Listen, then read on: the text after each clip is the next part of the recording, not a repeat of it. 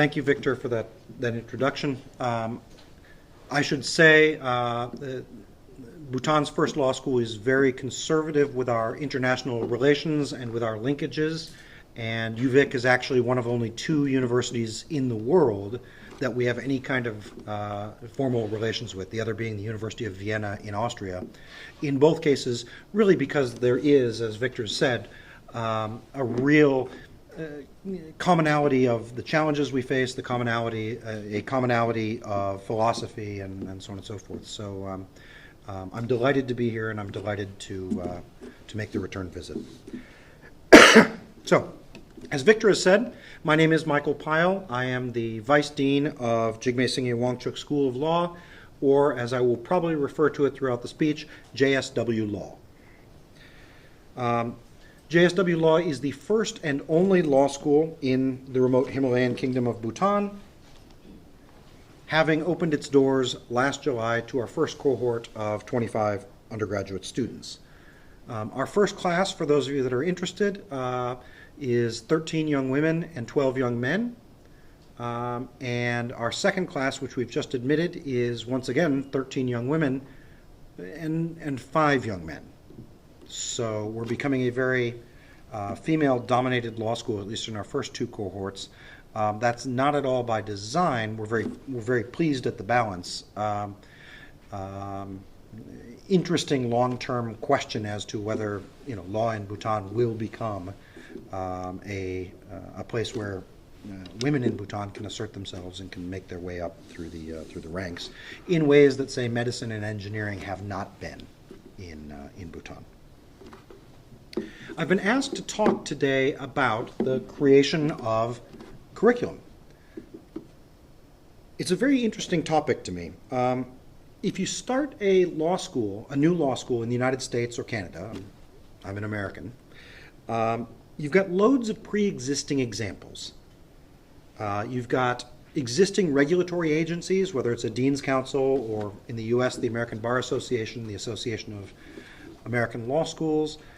You've got expectations from your audiences, whether it's employers or your students or the parents of your students, who expect certain things from a law school. And so between those regulators and those expectations, every new law school tends to look like what's come before. And so even the pioneering law schools tend to be a little bit of pioneering on top of an existing model. So it's no mistake that in any given country, any new law school looks like everything that's come before. But when I moved to Bhutan more than 5 years ago, the mandate was design a law school.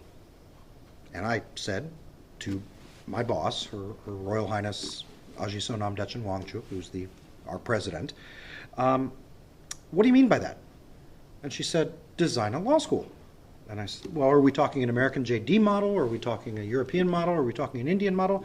And she said, well, design a Bhutanese law school. Okay, what's that? Well, we don't know. And so I've had jobs in the past where I could say I was given a blank sheet of paper, or our team was given a blank sheet of paper. In this case, I was literally given a blank sheet of, the blank sheet of paper was sitting in the middle of a table in front of us with a pen there, and all right, tell me what you need. And so what I'm going to talk about today is what that process looks like, starting from nothing. I'm getting ahead of myself. Let's start with a little bit about Bhutan. So as some of you may know, the Kingdom of Bhutan is the land of gross national happiness. GNH does not mean, as the media would have it, that Bhutan is the happiest place on earth. That's a nice marketing pitch, and Bhutan Tourism Council certainly uses it. Happiness is a place is one of our mottos for tourism. But GNH really has very little to do with any individual or fleeting notion of happiness. It is rather a robust alternative development strategy that focuses on a holistic approach to sustainability, the realization of human potential, living in harmony with the human and non-human environment, and so on and so forth. As you can see, 9 domains. And this is taken very seriously in Bhutan. Bhutan does its national planning in 5-year plans. that are focused on this. And so, for example, where the rubber hits the road, if you want to open Bhutan's first law school, you fill out a questionnaire that talks about, in qualitative or quantitative terms, how that new law school will affect each of these 9 domains. How will it affect work-life balance? How will it affect community vitality? How will it affect psychological well-being? And so, GNH was developed by the 4th king of Bhutan, Jigme Singye Wangchuck, drawing on existing Bhutanese practices and the country's Buddhist and before that Buddhist philosophies as an alternative to GNP, which he viewed, His Majesty, viewed as unsustainable and too bottom-line oriented for a tiny landlocked, least developed country nestled high in the Himalayas. Simply put, from our perspective in the West, GNH focuses on externalities. Sustainability of the human and non-human environment, vitality of local communities, cultivation of culture and home life, and so on and so forth. And so when Bhutan decides whether to put up a new hydroelectric dam or decides what its quota will be for the number of tourists coming in the next 5 years or whatever it is, they take into account whether those decisions are sustainable. What are the long-term impacts of putting a new hydroelectric dam in the country? As a consequence of which, they never put up as many hydroelectric dams as the developers would like them to do. Neighboring countries would love to see 20 or 40 hydroelectric dams in Bhutan. Bhutan has simply decided that's not sustainable. That is cashing out all of its hydroelectric potential, to say nothing of the affected villages, of the effects on the natural environment, so on and so forth. And so Bhutan takes this deadly seriously. This is not a marketing pitch. Bhutan's national development policy has been guided by GNH for more than 30 years now. In 2001, let's see if I have this slide. Yeah, so that is His Majesty Jigme Singye Wangchuck.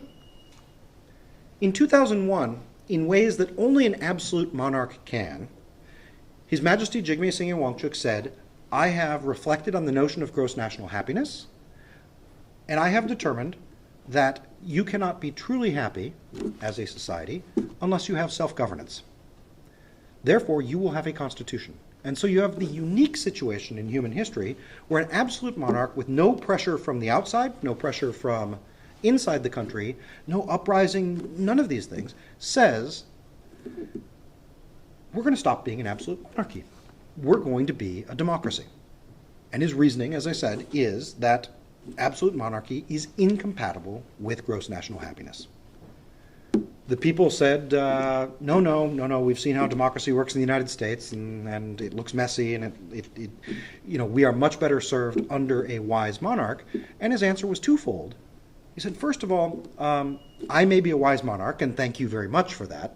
However, you don't know what my son's going to be like, or my grandson, or anything like that, and the only protection against a future bad monarch is popular rule. And his second reason was, I'm still the absolute monarch, and if I tell you you're going to be a democracy, then you are going to be a democracy. And that's what it took. At any rate, so in 2006, he surprises everybody again and says, I started my life as an absolute monarch. It's all I know how to do. And as we approach the introduction of the Constitution, I'm stepping out. And here's my Oxford-educated son, who knows all about constitutions and all about human rights and rule of law and everything. He's going to be your constitutional monarch now. I'm going to retire, thank you very much. He's still in very good health. He visits the law school every once in a while, but he is now a retired king. In 2008, after 4 years of study, after a national walking tour in which both kings, as well as the Chief Justice of Bhutan, walked to the villages and talked to people about the difference between being a royal subject and being a citizen, the Constitution was popularly ratified. In that same year, Bhutan held its first parliamentary elections, including a lot of, again, voter training. So there were mock elections in Bhutan in the run-up to the first parliamentary elections, where fictional parties ran against each other. And in the end, for the final election, they nominated high school students to stand as their members of parliament to show people how elections were supposed to work. The first elections were held in 2008, and I'm pleased to report that in 2013, Bhutan survived the biggest test of a young democracy when the old government was voted out, the new government came to power, and it was peaceful. And so, for those of you that are coming to the lecture in the afternoon, we are now coming up on the third parliamentary elections in Bhutan's short constitutional history. This year, one house will sit in the spring and one house will sit for election in the fall.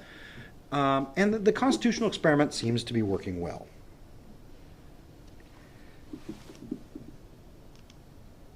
Now, the fifth king, the current king of Bhutan, in 2009 announced that if we're going to be a democracy, we need lawyers. Now, you can insert, especially the non-lawyers in the room, you can insert your own gross national happiness and lawyers joke here. I've heard them all. Why are you taking the happiest country on earth and introducing a law school? But His Majesty very wisely said, if we are going to be a country of distributed power, a country of separation of powers, a country, among other things, with a growing private sector, we need Bhutanese-trained lawyers. I hadn't thought about it before I moved to Bhutan, but under an absolute monarchy, certainly under Bhutan's style of absolute monarchy, the nation's need for lawyers was not as pronounced. The law was what the king said it was. And at the end of the day, interpretation and implementation of the law comes down to interpreting and implementing His Majesty's wishes. And in fact, any decision that a civil servant or a rank-and-file bureaucrat might make is subject to appeal to His Majesty. And so really the need for lawyers in an absolute monarchy is principally to advise His Majesty or advise His Majesty's government. Sure, you need some judges because His Majesty doesn't want to decide every civil and criminal case himself. But the need, all roads lead to the throne. By contrast, in a democracy, and I'm certainly discovering this in Bhutan, everybody needs lawyers. And I'm showing my American bias here because more lawyers makes everybody more happy, of course. So let's just say there is a diversified need for lawyers in a democracy. If all decisions are no longer ultimately made by the throne, then Parliament needs trained draftsmen and draftswomen who can write good laws, because there is not going to be a wise king anymore to review them and to redline the acts before they enter into office. The government ministries and departments need their own lawyers. You need trained prosecutors who can prosecute crimes, and a trained defense bar who can hold the prosecutors to the right procedural and substantive standards. And as I said before, let's not get started with the private sector. If contracts are no longer implicitly or explicitly always involve the throne, then you need deal lawyers, you need commercial lawyers. Land sales, corporate law, all the multitudes of transactions that used to happen, at least formally, at the pleasure of the throne, now need to be conducted according to a growing body of regulatory and commercial law. And that, of course, requires trained lawyers. And so it wasn't until the tail end of the 20th century that Bhutan even had formally trained lawyers. The High Court in Bhutan was founded in 1967, and so that is the start date for the independent judiciary in Bhutan. And with that group, they were not formally trained lawyers. They were philosophers, statesmen, bureaucrats, so on and so forth. Very wise men, and all men, but not formally trained lawyers. They were dispensing justice in some sense or another, but not according to sort of formally trained legal principles. They were no doubt men of reason, men of judgment, men of respect, but they were not trained lawyers. And that continued until the 1990s. In the 1990s, His Majesty the Fourth King, him again, determined that Bhutan's judges could learn from the experiences of older, more established rule of law systems. So the government began paying for top high school graduates, including Professor Nima, to study undergraduate law abroad, usually in India. As a consequence, nearly any judge or government lawyer under the age of 50 in Bhutan has a foreign law degree, and in the judiciary itself, senior judges usually also have an LLM. So the LLBs tend to be from India, the LLMs tend to be from Canada, the United States, Australia, increasingly from civilian systems. Lest ye think that they were simply throwing these foreign-trained lawyers into the Bhutanese system higgledy or piggledy, around this time the government created a conversion course called the Postgraduate Diploma in National Law, or PGDNL. This was a one-year course for Bhutanese lawyers who had been educated abroad, wherein they could build upon what one hopes was a high-quality foreign legal education and Bhutanize that training. And so if you study in India, you learn general law, and then you learn a lot of India-specific law. This PGDNL course said, number one, we have to teach them the local language, but number two, we have to teach them those aspects of law that are unique to Bhutan. So you have a course in the Land Act, you have a course in Bhutanese family law, you have a course in the Bhutanese Penal Code, all the things that are intrinsically national. So that brings us more or less up to 2012. That is how the world was up until 2012. In a country of about 700,000 people, that was the population of Bhutan at the time, there were about 300 trained lawyers in the country, almost entirely working either in the judiciary, for the Attorney General, or for the government in some fashion.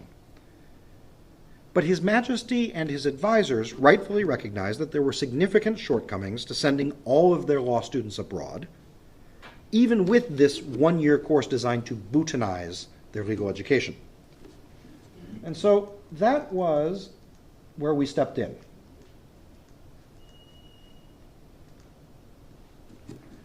What were those shortcomings of the existing model? Why do you go from a system that was, had been used for 20 years at that point to generate every Bhutanese lawyer and replace it with an indigenous system?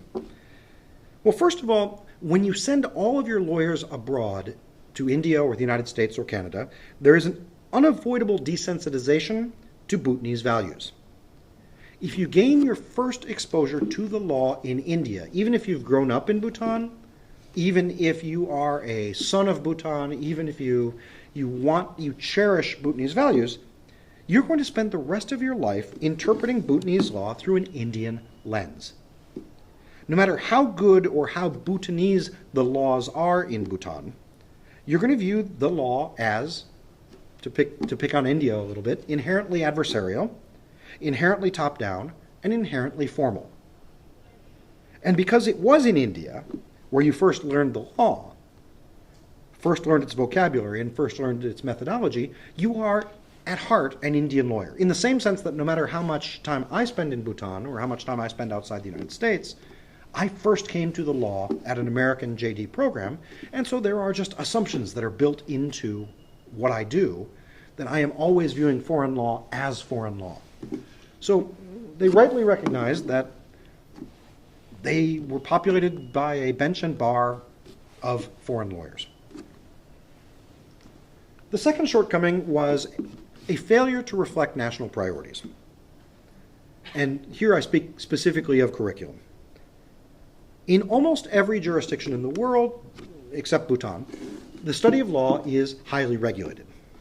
An accredited law school must teach certain courses, and those regulations reflect national priorities. So a Bhutanese law student studying in India spent at least a semester studying Indian labor law, studying administrative law, studying Indian tax law, studying the Indian Constitution. Because all of those are subjects that the Bar Council of India, the accrediting body in India, requires. Those are subjects that India has decided every lawyer needs to know, no matter what they're going into, whether they're going into the civil service, whether they're going into the judiciary, private practice. That is the baseline that if you hold yourself out as a lawyer, as an Indian lawyer, you must know. And those are each subjects that no Bhutanese lawyer is ever going to use in their career. The third shortcoming, cost. The top students in Bhutan are hand-picked for government scholarships to study abroad. And that's law, engineering, medicine, journalism, all of the above. After high school, There's a list of the top students in the country, and the government pays for them to go abroad, to Australia, to the United States, to India, to wherever. And the government has to pay for 4 or 5 years of tuition, housing, transportation, food, all of the things that go into sending a student abroad. And the students who don't get scholarships end up self-funding for education, and some of them also go abroad. And for law, that means paying a foreign law school all of the above. Either way, for a small country, that's an awful lot of money flying out the window for a small number of lawyers. And finally, the foreign legal education market is completely opaque to ordinary Bhutanese citizens and to a lesser extent to the Bhutanese government. So sure, some of these students were getting very high quality education at some of the top law schools in India. Nima's a graduate of Nalsar. But a number of them were using government money or their own money to get law degrees from law schools that sort of accepted your check and then sent you a diploma after 5 years. There have been some scandals in India about this. But the problem is Bhutan only found out about this differential in quality when they returned after 5 years with their law degree saying, all right, I'm ready to practice law now.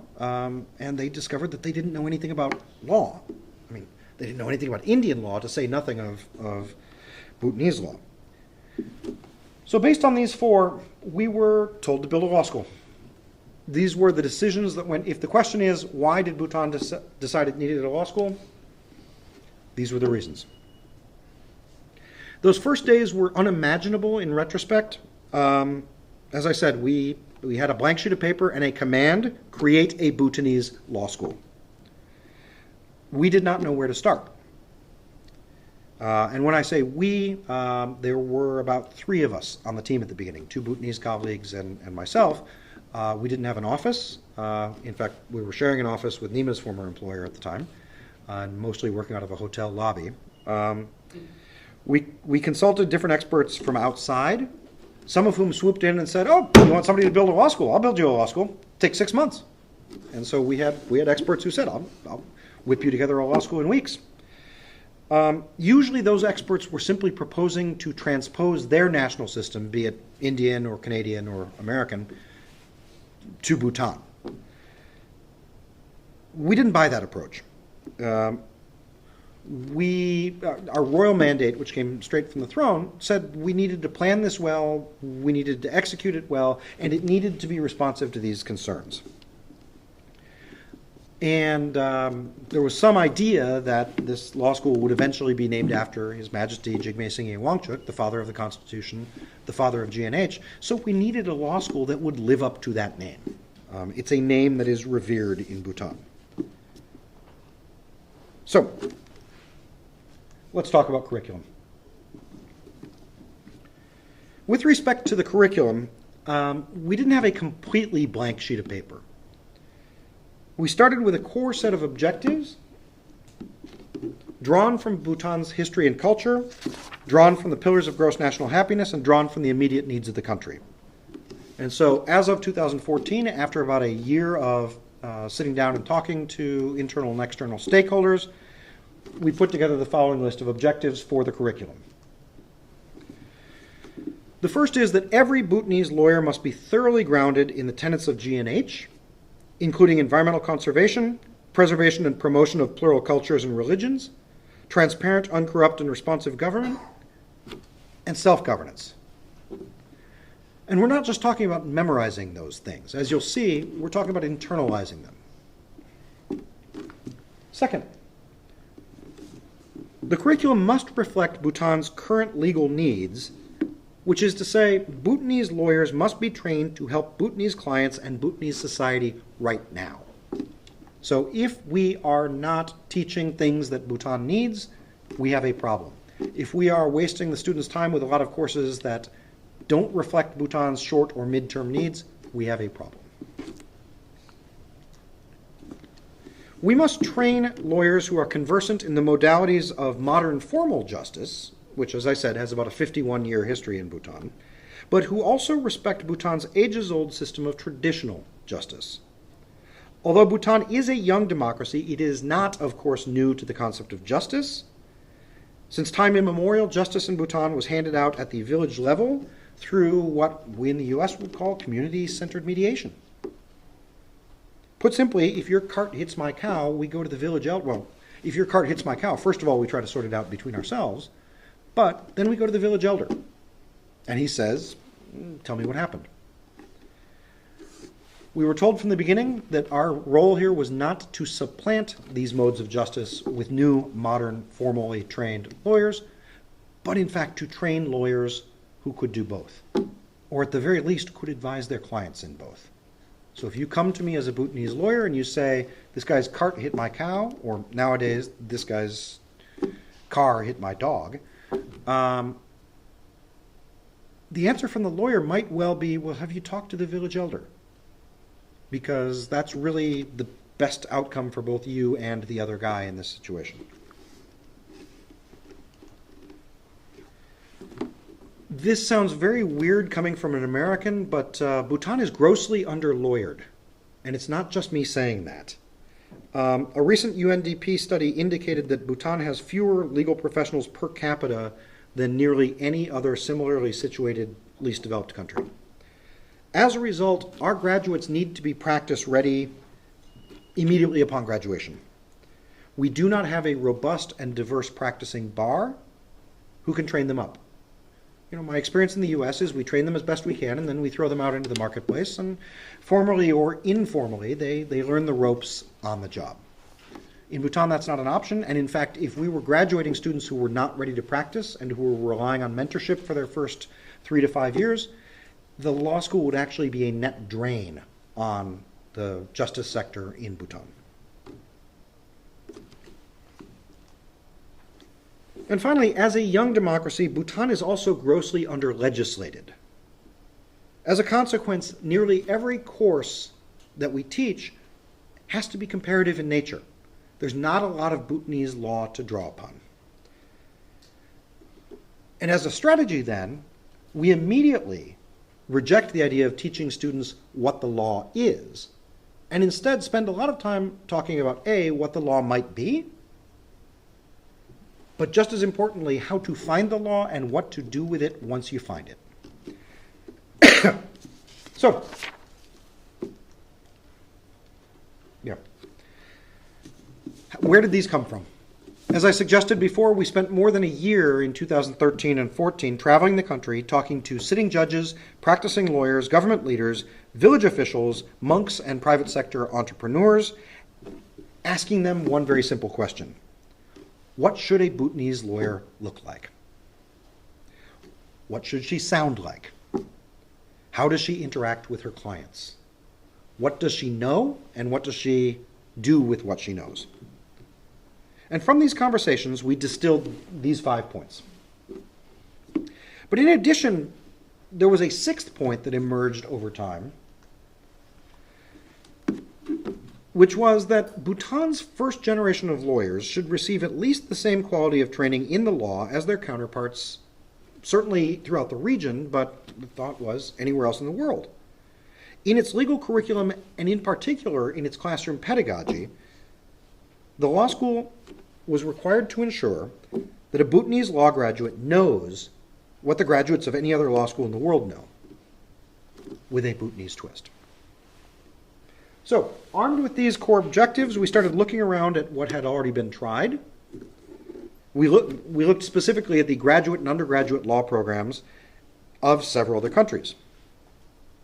I would like to say that we based some of our research on other least developed countries, or other Buddhist countries, or other traditional societies, or whatever, but regrettably our research, especially in region, indicated that when those countries set up their first law schools, most of them simply based their curricula on pre-existing models from the developed world. Oftentimes, whatever the departing colonial power used, but in other cases, just whatever the leading local model happened to be. And in some cases, whoever the development aid partner was, who was helping them set up that first law school. So it's not surprising, for example, that many of the law schools in Anglophone Africa closely resemble mid-20th century English law schools in their curriculum and approach, and that the law schools in Francophone Africa and those parts of the world colonized by the French in our neck of the woods, look like pre-EU continental law schools. So we took a long, hard look at the following examples. First, India. India is by far Bhutan's closest trade and political partner, and as I said before, the place where nearly every Bhutanese lawyer received his or her first degree in law. We looked closely at the requirements of the Bar Council of India, as well as the undergraduate curriculum, the implementation of those regulations at a couple of leading law schools in India. Second, Singapore.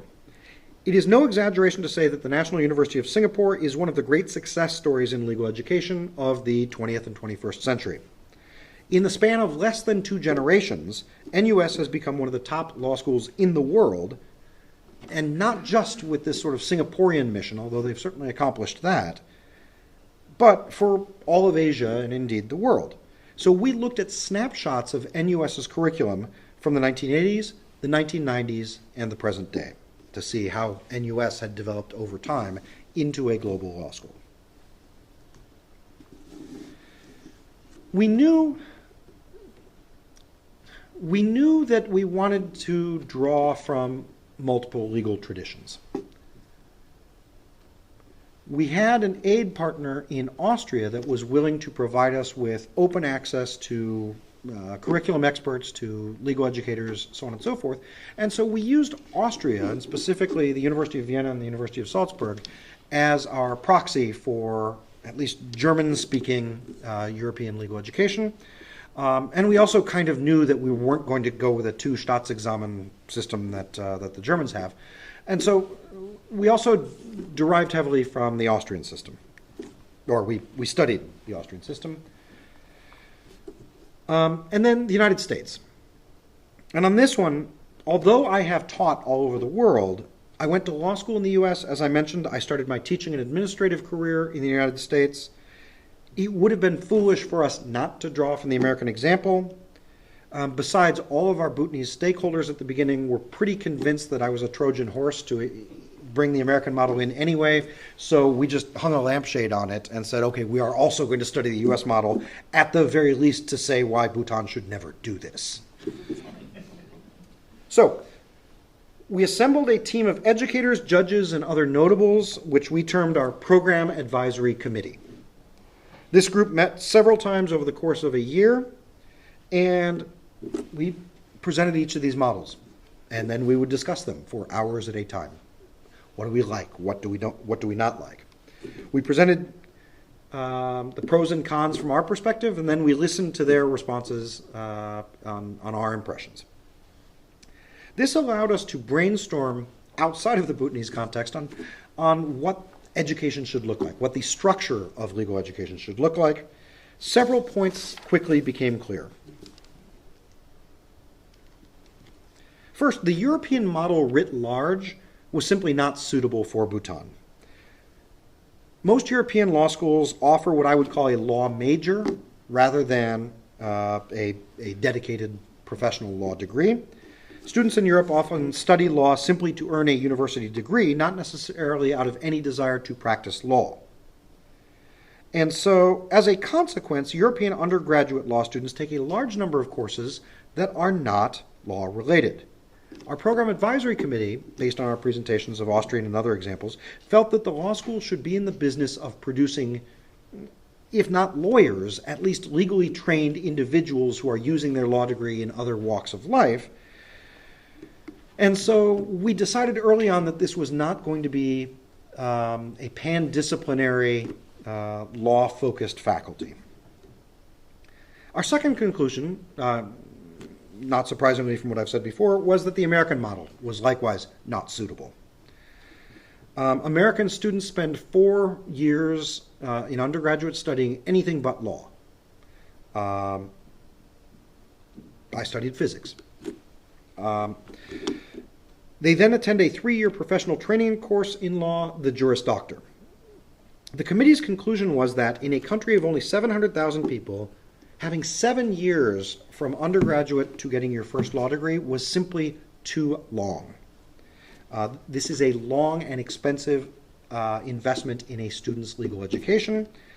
letting students study something other than law first, presumably on their own dime or on a government scholarship, was simply a luxury financially that Bhutan does not enjoy.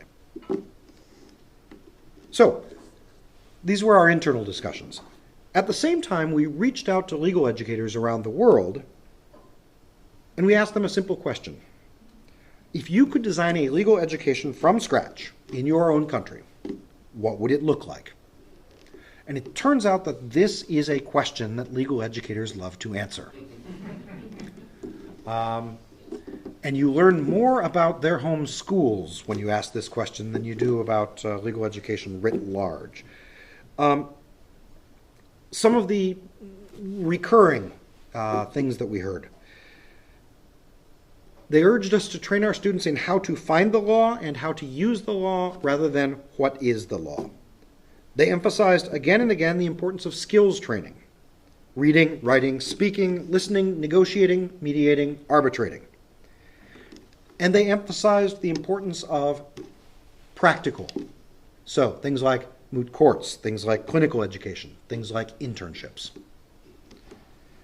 At the same time, we continued the conversation. This was an iterative process. We were bringing conclusions from the external consultants back to our program advisory committee, and we continued our discussions with the Bhutanese, what I'll call client community.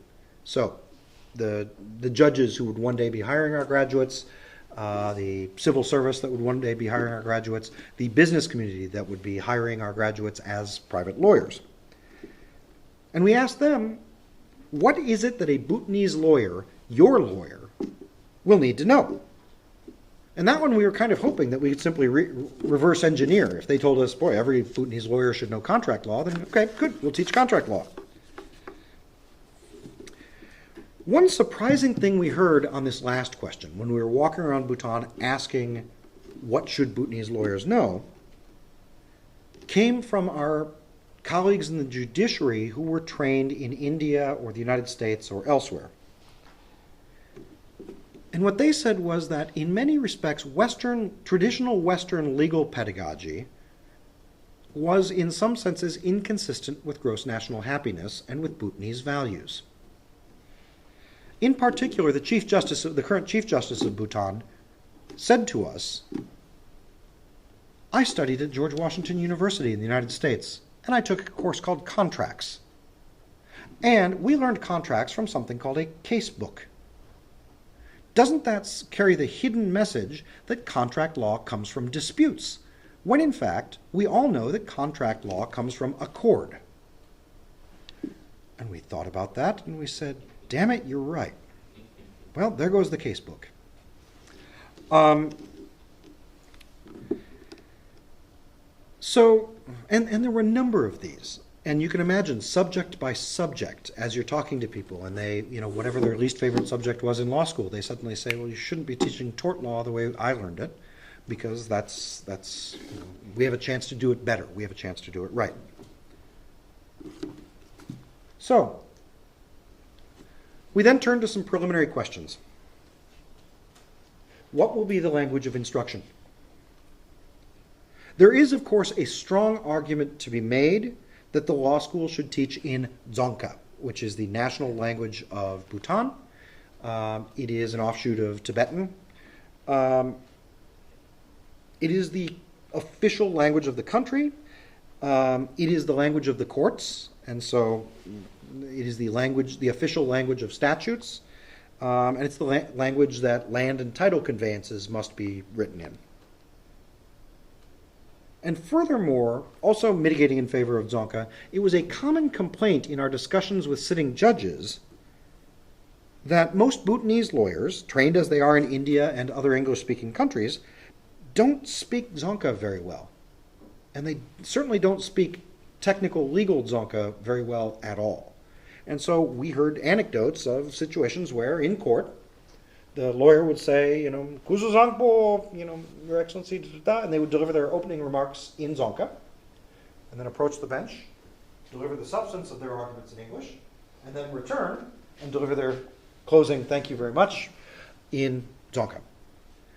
Except the decision needs to be delivered in Dzongkha, and the official version of the decision is in Dzongkha. Even the question of drafting legal opinions becomes problematic when all of the judges were trained in English. And so they are thinking and writing about their opinions in English, but the binding and official version of record is the Dzongkha version.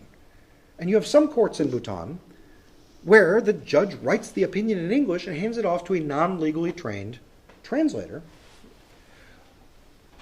who then translates it.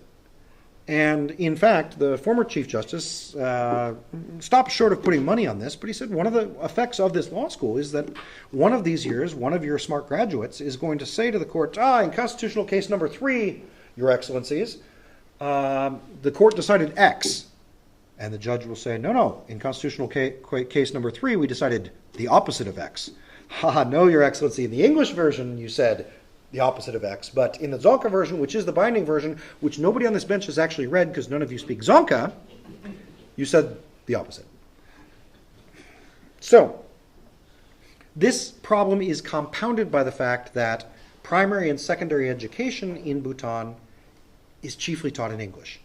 They teach Dzongkha essentially as an enrichment language course, and there are efforts in the Ministry of Education to introduce more and more civics and history compulsory courses in primary and secondary education in Dzongkha as a means of promoting and preserving the language, but it's got a long way to go.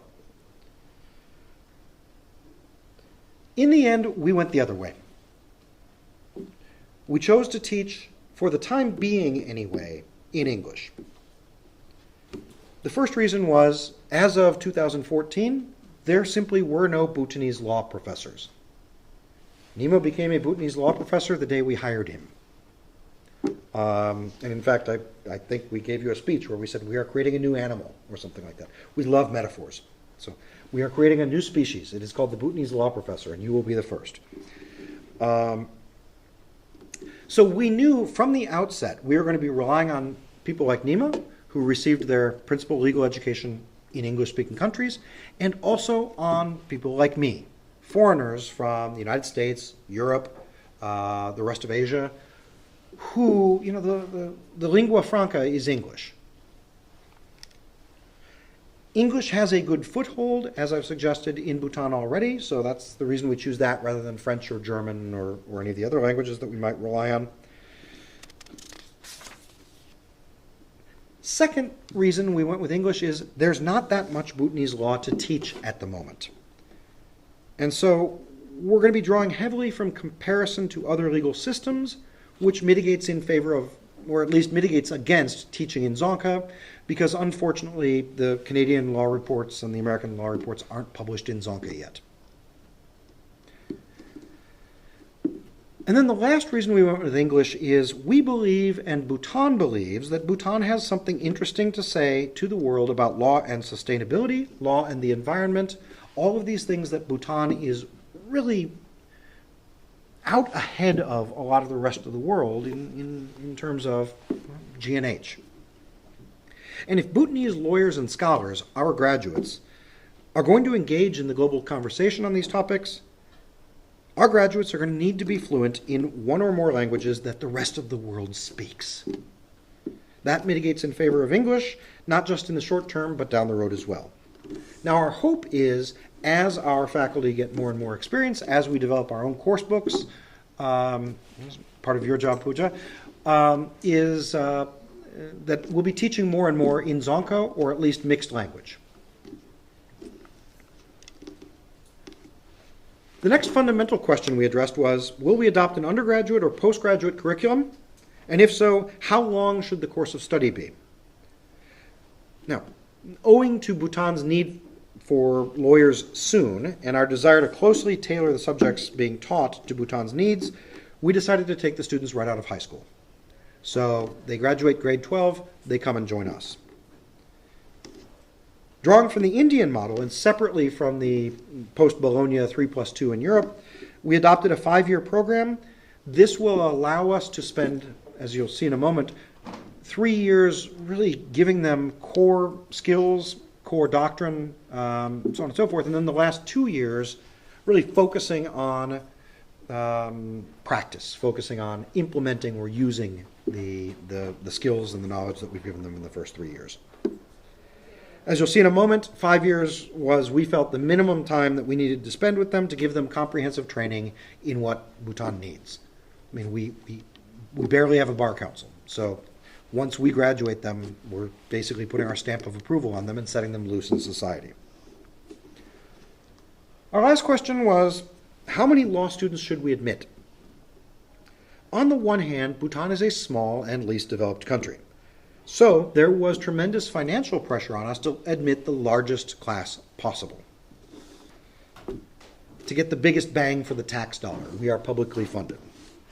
But I have to confess, my experience as an American legal educator, and specifically during the 2008-2009 crash in the legal employment market in the United States, gave me some pretty strong feelings on this one.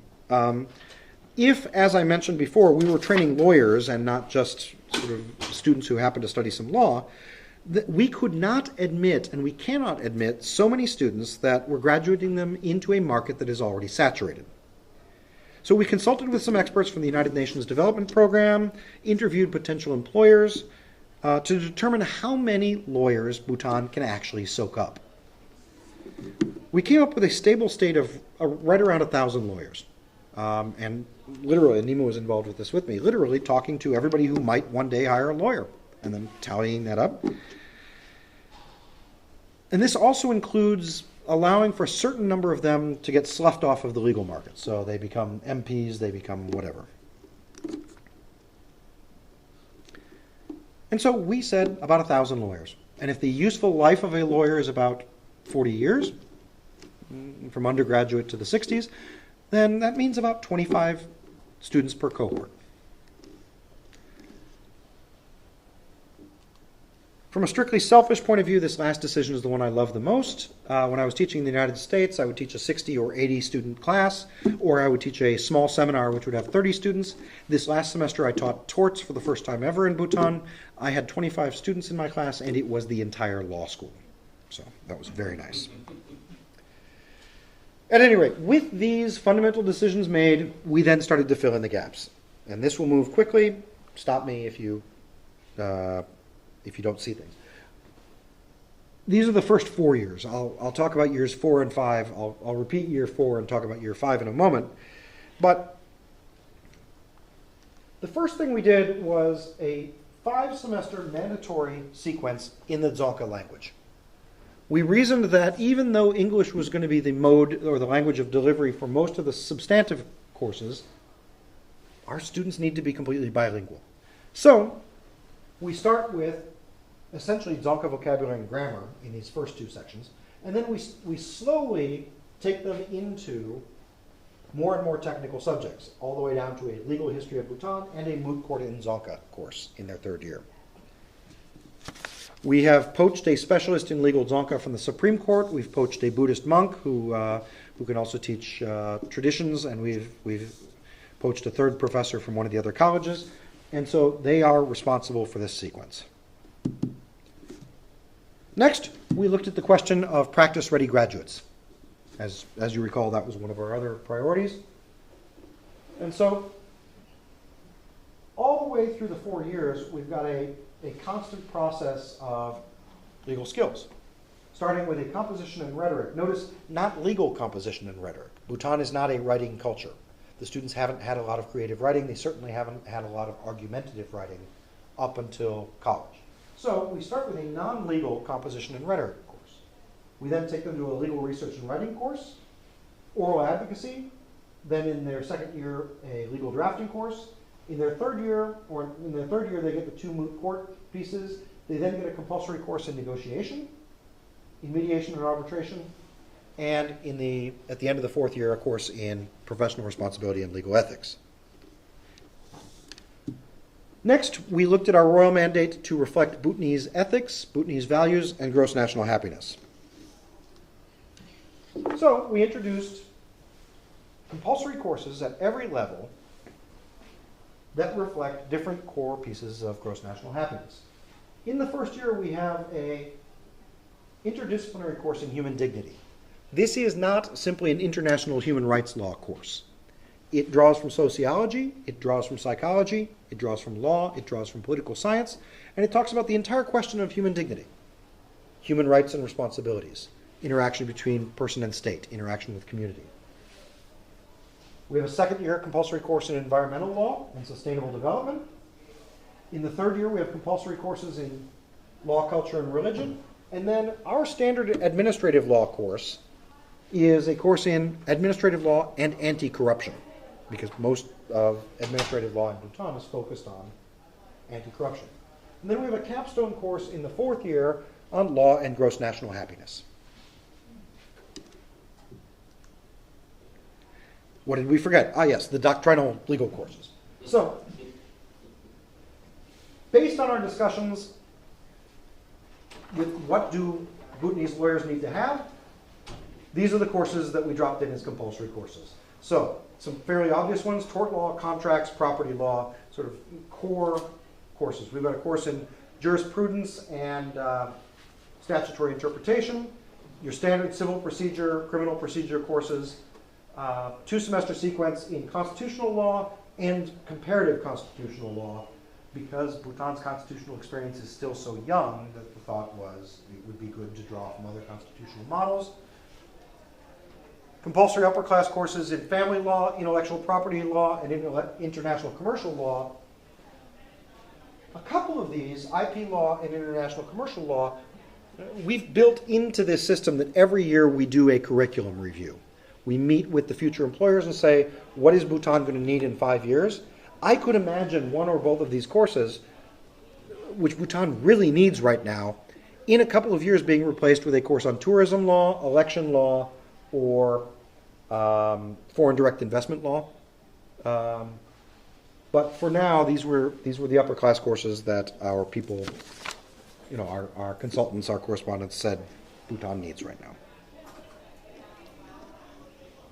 And then we decided that there were some allied subjects that they should be getting. Much like this multidisciplinary human dignity course, these were subjects that, our correspondents told us every lawyer in Bhutan needs to have. And quite frankly, I wish I'd had more economics when I was in law school. But economics, philosophy, and political science are 3 subjects that all of our students are taking in their first year. And I should point out that inside the classroom, we've taken to heart the notion that it is less important for a law student to know what the law is, and more important to know how to find the law and how to use it. In Bhutan, the law is changing so quickly that there is no point in teaching them what the law is, because it will change by the time they graduate. So, this is the 4th and 5th year, and when I say we're sort of a 3+2 bachelor's plus master's model, these are the courses we've already discussed that happen in the 4th and 5th year. In the 4th and 5th year, the students will engage in 2 semesters of compulsory law clinic. And these are live clinics in 1 semester. Yeah. I'm done. This is it. And then in the 10th semester, a compulsory internship either inside of Bhutan or outside of Bhutan. So, that's my presentation. These were the objectives we originally identified, and I leave it to any questions you might have and to history to determine whether or not we even remotely succeeded. So, thank you.